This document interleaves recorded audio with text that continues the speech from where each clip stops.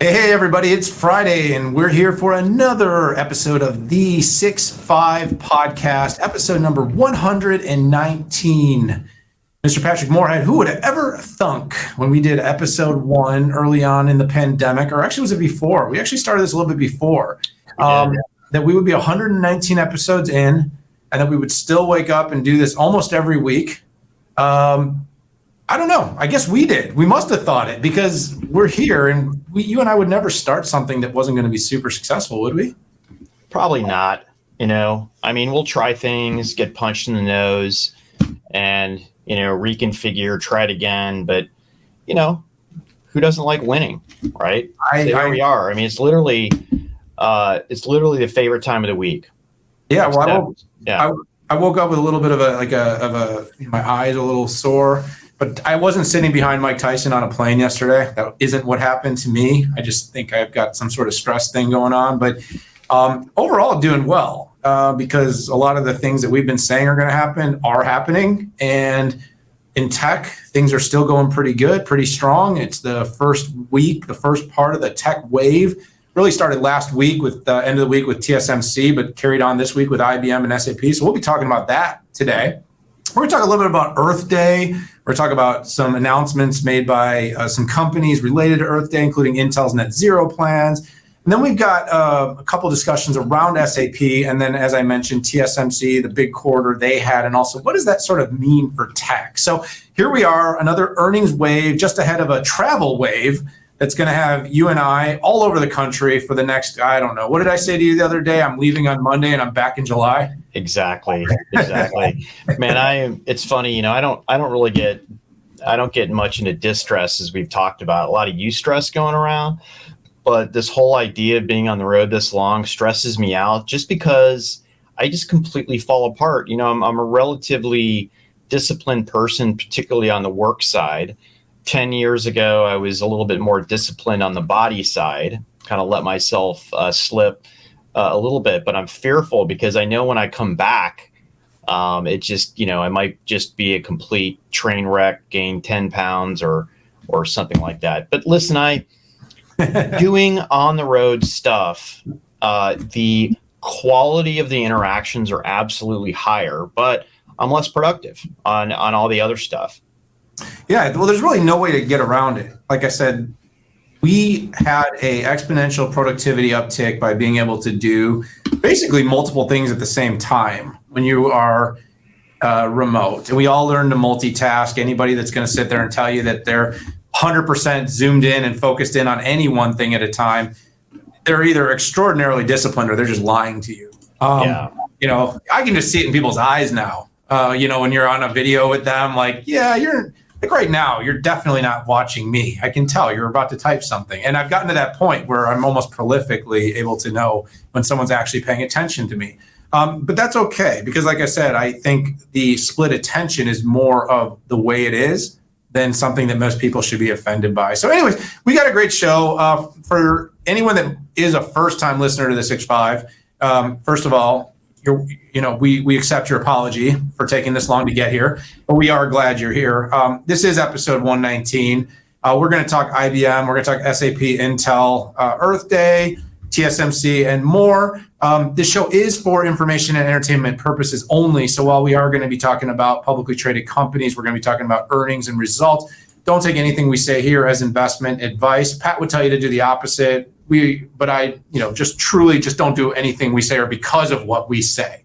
Otherwise, though, 6 topics, we're going to dive deep into each of them. And then at the end, I'm going to gratuitously promote the 6-5 Summit at the65summit.com. Check it out. It's going to be amazing. Kicked off by IBM's CEO himself, Mr. Arvind Krishna, in case you didn't hear about that in any of our other conversations. Anyhow, all right, let's get on with it. On to the show, Pat. We've got other calls today. First topic. Oh, wait.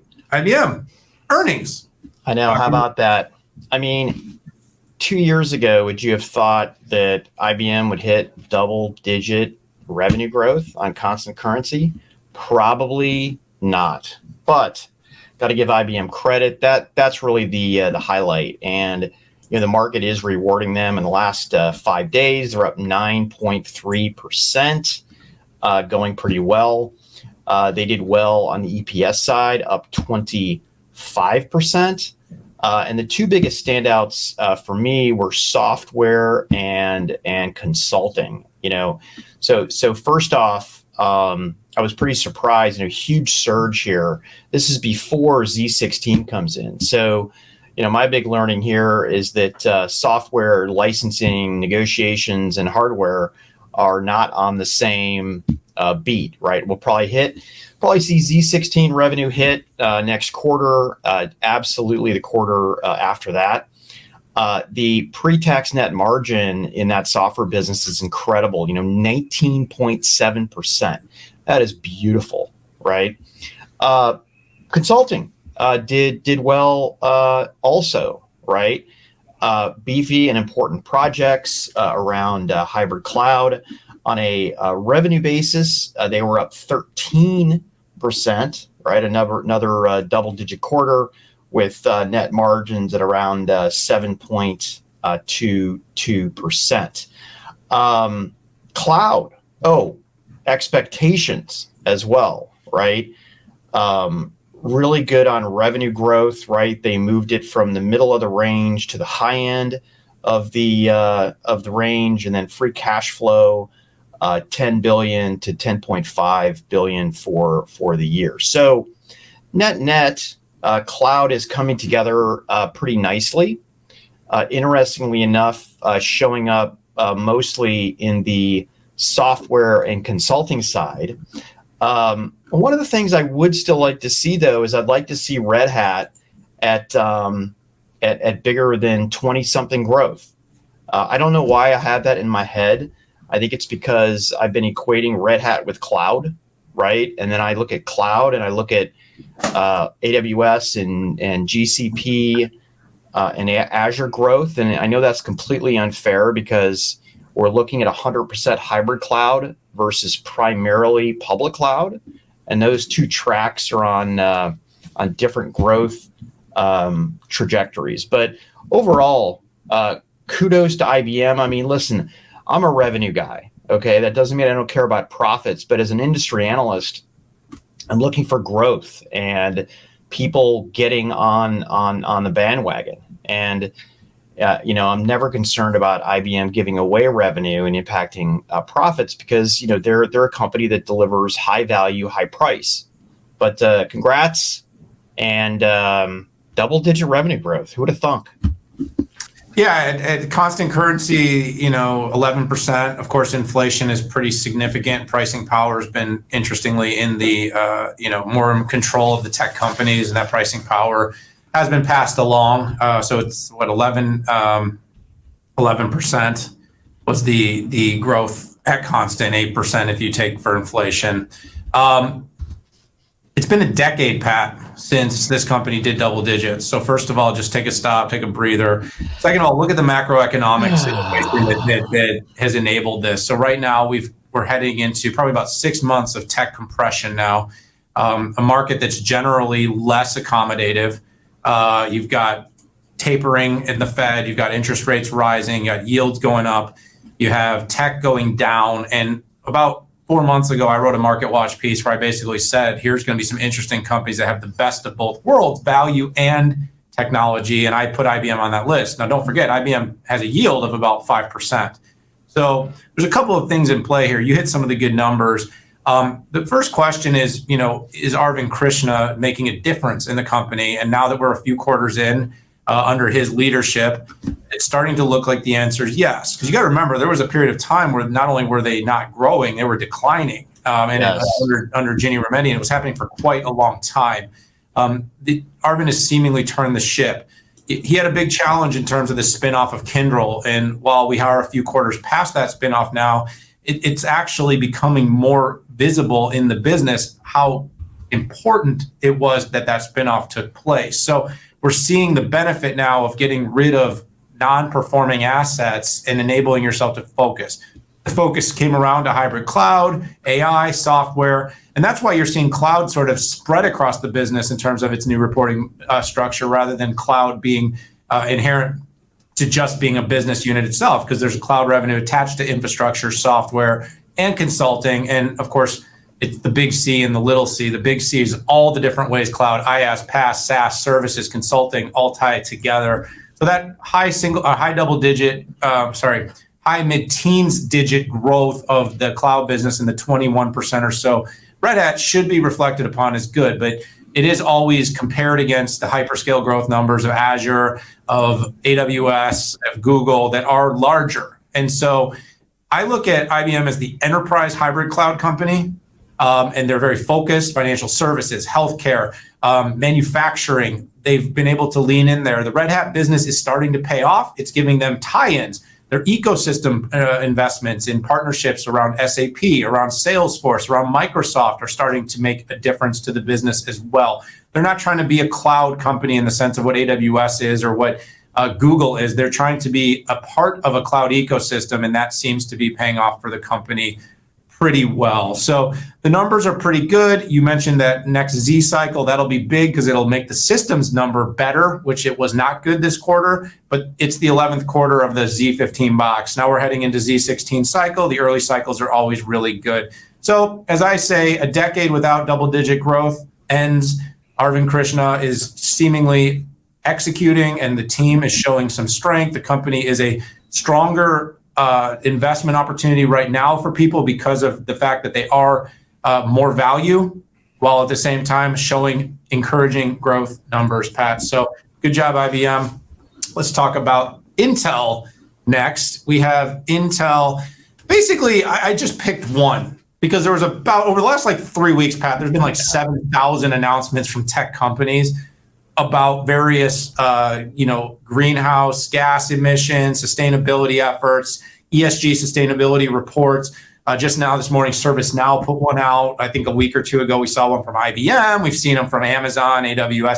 And so this one happened to come out this week, so I picked it. But at scale, what essentially we're seeing here, Pat, and I think this will really flow nicely into our next topic, is that we are coming to a head in terms of this conversation about companies coming out making material disclosures about their plans to be doing things for the climate, for the world. That's whether it's materials, whether that's manufacturing programmatic changes, whether that's data and accountability, whether that's purchasing carbon offsets. By the way, Pat, the first time ever, I was booking travel for an event through a booking, and I was asked if I wanted to participate in carbon offset credits for my travel. So starting to see companies doing more of this. So Intel basically came out, said that they're going to reduce direct, indirect greenhouse gas emissions to net zero by 2040. Again, this aligns with what a lot of companies are doing. Some have gone as aggressively as 2030. I think the Paris Accord is looking out to, is it 2050? It's a longer horizon, but there's this horizon and companies are trying to challenge it and beat it. One of the things I did like about what Intel did here was 2040 is a long time from now, Pat. I mean, I'm kind of not sure what I'm going to have for dinner tomorrow. Actually, I'm not even sure what I'm going to have for dinner today. And so when you think about a company making a disclosure of a roadmap, for instance, we usually look at roadmaps like we want the chip roadmap for 3, 4, 5 years max. So coming out with ESG initiatives that are going to go out over 2 decades is one of those things that I think it gets kind of a wink and a nod and everybody says, great. And then everybody goes, I'm going to be 100 by the time this is done. So it's kind of trying to reconcile that in people's minds. So I like the fact that Intel did come out with some milestones.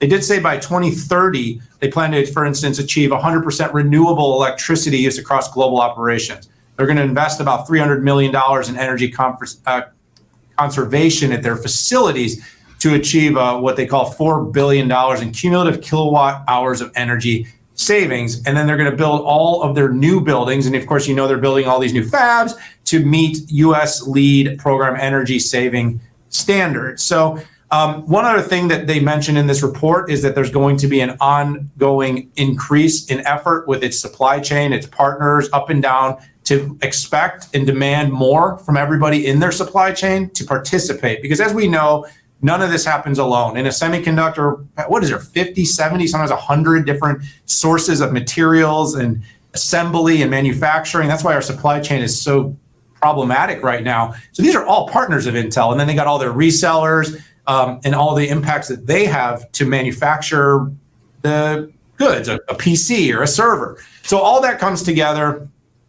I like the fact, Pat, that companies are coming out and saying it. I continue to be a little bit skeptical about accountability.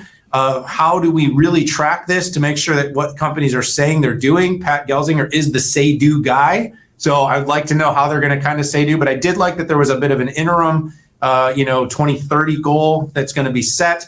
But overall, still wondering quite a bit personally if all the efforts around climate and ESG are going to be matched with actual outcomes. And at what point are we really going to audit it and hold all of these companies' feet to the fire? Good stuff. So I'll first say that I see a difference between kind of companies trying to be woke and say they're doing something, but they don't actually have anything to do with the chemicals, the manufacturing plants, right? And then there's the people who are using doing the manufacturing. So, and Intel, I mean, listen, all semiconductor manufacturers use some very toxic chemicals, right? To do etching, to do cleaning. A lot of solvents and acids are used here. So chemicals like trichloroethylene, acetone, isopropanol, and other alcohols like denatured alcohol, you can't just throw those in a river, right? And so there's a lot of stuff that's done. And I think Intel making a proclamation on this, to me, means more than some of the other companies who they don't actually manufacture. They're distributors. They put stuff together, right? So this is a big deal to me. And this is why a company like Intel, who actually has to make big decisions and big investments about this, I'm really appreciative that they would do something like this. And, and we're going to, I'll wait for the next topic to kind of dive into kind of some of the hypocrisy that I'm seeing on the device side, not necessarily. Maybe we'll hit the data center side another time. Yeah, I mean, again, there's only so much to say. I think the macro trend is looking at each company's contributions, goals, and the way they're being measured, Pat. And to your point, Intel has a big role to play because of how big their supply chain is up and down. So let's talk about that. So you went on a little bit of a tweet storm. You were doing your, you were doing your thing, as I like to say. And you kind of made some calls because obviously Earth Day was a day to celebrate all the great efforts that companies are making. But at the same time, as I just did, it's also a time to reflect and say, great for posturing, but what's really happening here? And so your tweets created a bit of a storm. So talk about that. Yeah. So, I've always been kind of a scab picker when it comes to, and playing the opposite side of the room. And first off, I just want to say that I am a firm believer that we should be doing less. We should be doing more to use less resources. We should also be consuming less as well. But when I see hypocrisy out there, I have to call it. I really feel like it's one of the things as analysts we have to do. Right. So, yeah, I picked the scab, and listen, this is not coming from something I read in a book. Right. I worked for device manufacturers for 20 years. Right. So I'm very close to this. But when some of these tech companies proclaim sustainability is their number one priority, right, I have to ask that question. Right. And on the device side, there has not been a device with a modular design that, and this is my hypothesis, that wouldn't need to be thrown away in a dump every 2 years. You would essentially take, different pieces of what you wanted to upgrade. And let's say it's a smartphone, it's a camera or a processor module or an upgrade on a display. And the same thing goes for notebooks and for smart speakers. I just think, this is hypocrisy in the industry. Now, economically, right, modular designs more expensive, they're thicker, consumers see them as more complex, many times less rugged because the interfaces, the connectivity, and it's hard for these manufacturers to put a commitment on an upgrade roadmap, like let's say a decade or something like that. And net consumers are saying through their actions by the chronic upgrades that they actually don't think that sustainability in the environment is number one. Otherwise, they would be like, I'm not upgrading. I'm going to use this smartphone for 5 to 6 years, regardless of the awful performance that I could get out of that. And here's the dirty little secret with CIOs. When I talk to them, I'll always ask them, hey, are you willing to pay more for something that pollutes less? And Daniel, 99 out of 100, when I talk to 100 CIOs every week, that's an inside joke, everybody. I don't really do that, but I probably talk to 100 CIOs per year. Anyways, they say they won't pay extra for something that's green. Okay. So if consumers aren't voting with their wallets and enterprise IT is not voting with their wallets, do they actually care about sustainability? Right. And then another way I wanted to look at this, well, maybe the industry just hasn't done enough here. Well, guess what? In 1998, I was on the board of the device-based consortium. It was Compact Computer. We were number one in everything. And that's who I worked for. It was Microsoft and it was Intel, right? And we were going to put together a modular architecture for floppy, hard drive, optical, and even processor and memory modules. You know what? It fizzled away. People weren't interested. It was too expensive. And it's funny. It's so old I can't even find it on the internet when I do a web search. There was Google's Project Aura that was a modular architecture for smartphones. It's dead. Okay. There is a notebook company called Framework, and interestingly enough, they don't talk about the environment and long-term upgrades. It's all about having a DIY notebook and something that is easier to maintain. And listen, I can back into that and say, okay, that's good for the environment, but it's not necessarily there. So anyways, Daniel, there we go. I think as an industry, at least for devices, I mean, look at Apple, right? They have this had this robot called Daisy that I saw in town that would you put a smartphone in and it disassembles stuff. Whatever happened to Daisy? How many smartphones have been recycled?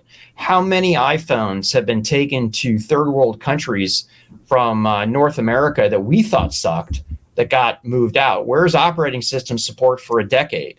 It's not there. Anyways, rant is over.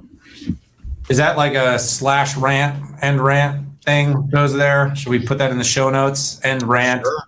23 minutes, 25 seconds. Not a lot to add here. I guess I'd say there are some companies like HPE Financial Services working on the circular economy that is doing some things like in the enterprise space to take servers and computers and laptops and hardwares and get them recycled. I think that stuff's interesting. I think that's an opportunity that's going to grow because a lot of the notebooks, Pat, to your point, that we do get rid of notebooks, phones are perfectly still usable. They're not, no longer functioning and capable of running a current operating system or the apps that people need. But we literally throw these things in the garbage. We just toss them out. No longer good enough for us. And I do think it's interesting because we spend a lot of time on our iPhones or our new Samsung devices yelling at people and getting angry on social media about what other people and companies should be doing to give back to the earth. But this kind of goes on to just be what I would call a symptom of society, of today's society, Pat. And that's everybody wants things to be done, but they don't want to do it themselves. So they want, climate change to be a focus, but not my phone, not my laptop, I want my new, I need a new flat screen TV every year. I want to replace the car. I mean, heck, even Tesla, what are we gonna do with those batteries? Like, okay, because I'm pretty sure. By the way, where does most electricity come from? It's from burning coal. Yeah. Globally. And I'm pretty sure, though, that the toxicity of that lithium and those batteries is probably worse than some of the toxicity of the carbon that is output from our vehicles today. But again, no one wants to talk about that. So let's not talk about it, pal. Let's just talk about something else, because I don't want to offend anybody by actually at least making them think beyond. You know me, I play it safe. I know you do. But I have 14 years on you, and if I get canceled, I'm 54. I don't think this was that risky. That other thing you said. Okay. Inside joke. I don't even know. Okay. No, I got you. I think we do need to pick these scabs. Otherwise, we will never actually get to what I think we really want to do. And listen, I'm a big do say guy, right? If you say you're going to do something, do it, right? And don't pander. I'm in. No more pandering. Sweet. Speaking of no more pandering, let's talk about another earnings. This was a mixed result coming in from SAP early this morning out of Germany. Company had a top line beat, but a bottom line miss. So, we talked a little bit early on about kind of what's going on in the market. Look, I'm going to be pretty straightforward about SAP. I'm watching cloud. When I look at that company, they are a recurring revenue machine in terms of hundreds of thousands of customers that depend on SAP to run their businesses. You look at their overall revenue, very predictable, a lot like some of the other big software players. And that's been one of the things that's made the company incredibly dependable. But growth and cloud have been kind of the question marks that have been around the company for some time. I think they're actually really making some progress here. And this quarter, they saw 31% cloud growth, 25% at constant currency. They saw that backlog in cloud grow significantly, nearing $10 billion, up 28%. SAP S/4HANA cloud revenue, 78% growth. And a reaffirmed outlook for the company. So what happened on the miss? Well, our next topic, we're going to talk a little bit about a note that came out this week about SAP's, what they're doing to deal with the Russia and Ukraine war. But that had a big part of it. One thing I liked, Pat, and you and I got access to this morning, is I've been asking, and I've said, over many years, one of the big complaints about S4 is that the lift from legacy on-prem SAP to S4 is a significant transformation that companies cannot make gradually. It's a fairly large lift and shift. So the company's got this rise with SAP. We've talked about it here on the show. And the whole idea was providing basically a simpler pathway for companies to move from legacy on-prem to S4 and do it as seamlessly as possible. But that transition is significant. So the company's been working really hard to make it easier so that a company can make the shift. You saw 500 more customers this quarter jump over to S4. You saw the adoption number jump to just under 20,000, 18% growth. You're seeing Rise, though, becoming highly adopted by big companies that wanted to make this transition. What are some names? How about Accenture? How about Daimler? How about NEC out of Japan? And you also, and by the way, that's just a select few. You also saw Microsoft, which again, you'd say, oh, aren't they competitors? Yes, but Microsoft also works with and uses some of SAP's technology. And they actually announced that they're going to become the first public cloud provider to adopt the Rise with SAP and SAP S/4HANA transform in their own SAP deployment. Wait, let me see if I got this right. The company who makes Dynamics 365 is using Rise with SAP on their own internal ERP. In this case, right, what they're doing, they're doing their own, they're transforming. Okay, so let me just read the word. It's not that hard of a question. Read the word. SAP S/4HANA to transform its own SAP ERP deployment. So yes. And it's going to enable Microsoft to move faster. So that's kind of a nice validation of what SAP is doing with Rise. So strong regional performance, strong top line performance, a little bit of a miss on the bottom line. I think we can talk more about what that means in the next segment, Pat. But overall, I keep saying, watch the cloud growth. It's a sticky business. SAP's got a huge number of customers, and seeing that transformation from prem to cloud in its broader customer base is the biggest indicator I can give the market in terms of how successful the companies be over the long haul. Man, you're on fire. You really are. So the only net adder I'm going to put up is, so I think SAP probably for the last year has been way too apologetic on cloud. Okay. I think about a year ago, while I wouldn't say investors looked at the hybrid cloud, but the reality is everybody agrees the hybrid cloud is the future. Okay. And that hybrid cloud is basically a combination of resources that are in the public cloud and that are on-prem on a cloud basis. But this slide alone, right, tells me that the company is getting a lot more aggressive in telling their story. I mean, these are very respectable numbers, right? And then the cloud revenue numbers are similar to IBM's, because we're really looking at hybrid cloud. Sorry, we're really looking at an on-prem private cloud versus something different. But look at those 71% growth in S/4HANA Cloud. That's a monster. Look at that backlog at 79%. And then finally, Qualtrics, which I believe is going away after a while, more of a SaaS play. Those are actually bigger numbers than an enterprise. So Qualtrics was spun off, but SAP still holds the the majority of the share, kind of like the VMware.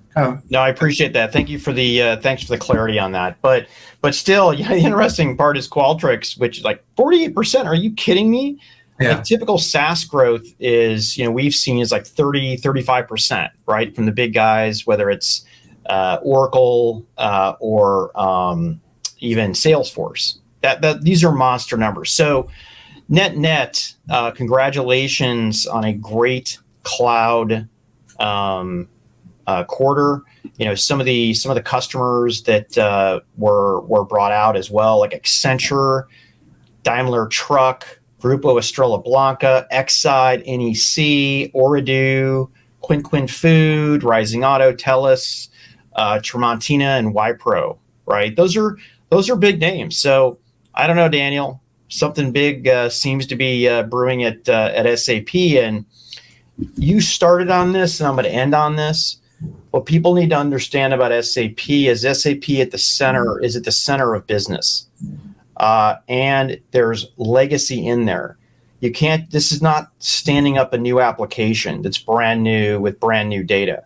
Some of these databases or applications go all the way back 25 years ago. And with Rise, and when you're moving to S/4HANA, you're not just doing a copy and a paste. You're not doing a lift and shift. You're completely redoing the business processes. Okay, how you make products, how you source raw material, how you invoice, and how you pay people. The basics of business, as opposed to some brand new application that sits out on the edge that has no cruff. But good stuff going on here. Absolutely. So let's talk about the situation in Russia, because SAP put out a note this week. They sent out a press release kind of talking about that, and when they were pointing to what their shortcoming was for the bottom line, that was a lot of Russia-related talk. Yeah, I mean, they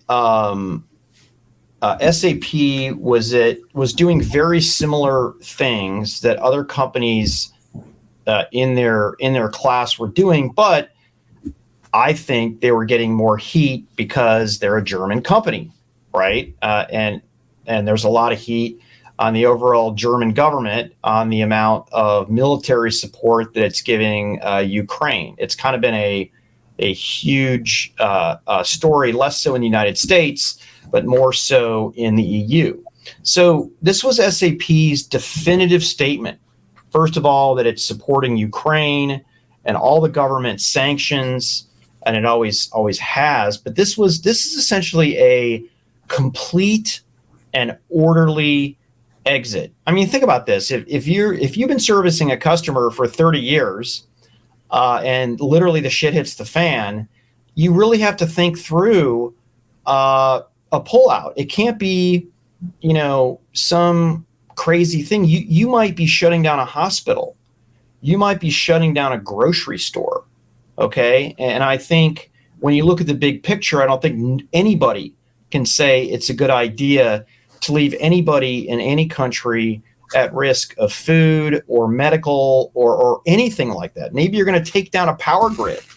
So that's just not cool. So SAP really had to think about this. So first off, cloud services, right? They are shutting down all cloud, a complete cloud shutdown. And they're giving their customers the choice to delete the data, to have it packaged up and sent to them.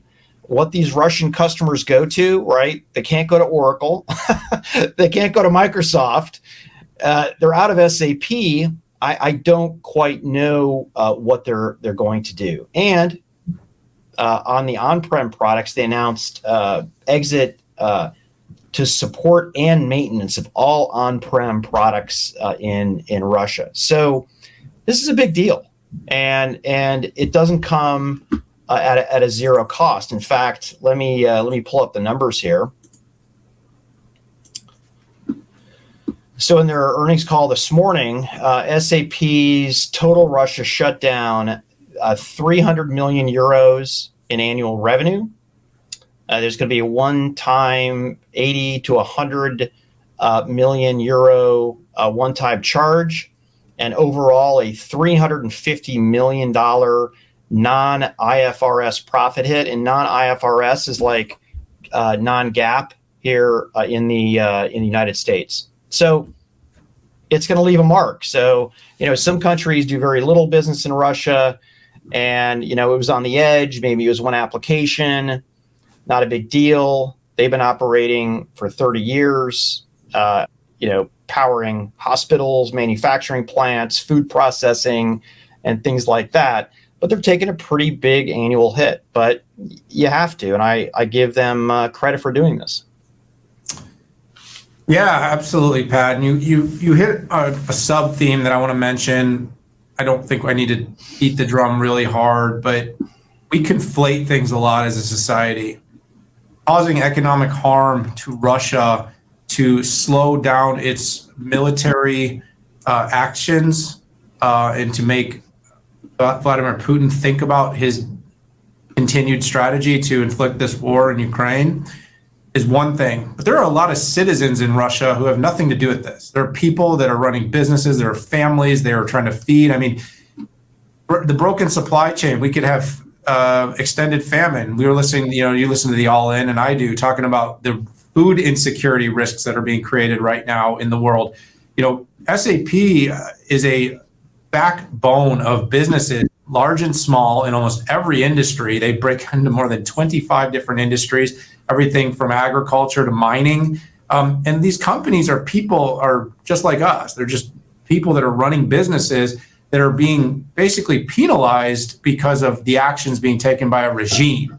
And so a company like SAP being thoughtful about this should not be the victims of activism for a negative approach, because they're trying to do something gradually and thoughtful for those non-sanctioned companies. Again, they're splitting this up between companies that are being specifically called out for participating in this war and participating in harm that's being done, and every other company. It could be restaurants, it could be manufacturing companies, and you mentioned, Pat, it could be hospitals and banks that enable people to get access to money to support their families. And so anyways, it's a bigger story, and I'm glad you called it out. I'm glad we took the time to talk about it, because the fact is they're trying to do this in a way that's thoughtful and compassionate and empathic in a world where we're very binary right now. If it's in Russia, get out.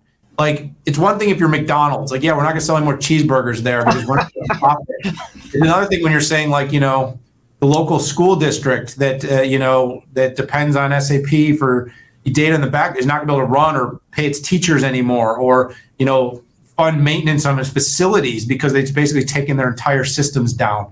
So I'm glad that, again, nuance, people, nuance. I think one of the themes of this show, nuance. I wonder how many millennials and Gen Z who, look at this stuff have ever worked in a factory before, or, done something who actually understand how real business is conducted. Maybe that's my old man, get off my lawn point of view here, but I think every kid should work in a factory to see how things actually work, get their hands dirty a little bit. Yeah, when I started working, my dad owned a trucking company. He made me work on the dock, and I had to work in the yard of the trucking company, and I picked up trash. That was my first gig. My second gig was unloading and loading trucks on the dock, and I wasn't the one in driving the forklift. I was the one that did all the stuff the guy on the forklift didn't want to do. Yeah. So I can tell you, it's real work. Okay, so final topic, maybe on a slightly more positive note. I wrote an op-ed in Market Watch early on in this week after TSMC came out with some really strong numbers. And again, this segment isn't so much to talk about TSMC, but to talk about the impact and how to look at the market when a company like TSMC reports. Now, TSMC manufactures 90% of the world's leading edge semiconductors. That's the percentage based upon the most recent research I was able to find. They not only did they beat significantly on the top and bottom line, Pat, but they also raised their guidance for the remainder of the year. So while we've got all these forces that I talked about earlier, we've got macroeconomic and Fed FOMC forces like rising rates, high interest, and high inflation. You've got the war and geopolitical consequences that are going on. And of course, we've heard endlessly about this broken supply chain. But somehow, despite all this, TSMC, the company that manufactures chips for Apple, for Qualcomm, some for Intel, by the way, AMD, NVIDIA, and others, is actually manufacturing more chips, specifically calling out things like data center and AI as a big propellant of its growth. And so the op-ed I wrote basically said, are we sort of being unreasonably negative towards tech and growth right now?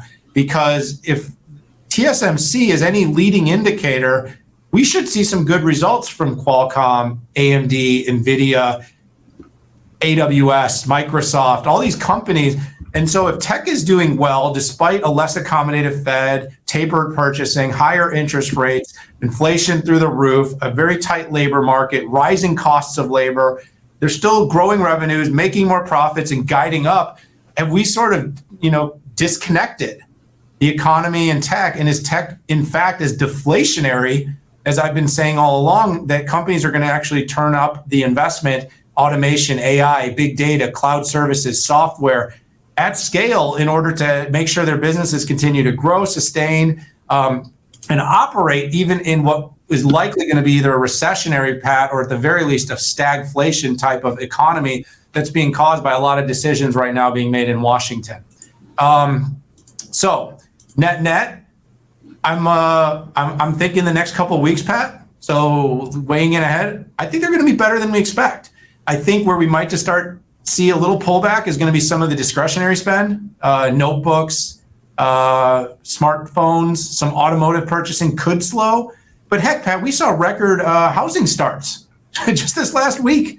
Hard to believe, hard to imagine. You got interest rising and people are still starting homes. You've got cars still selling faster than they can be produced. I drove by a Toyota dealership in Round Rock the other day, and I'm not joking, Pat. There could not have been 2 cars in the entire facility.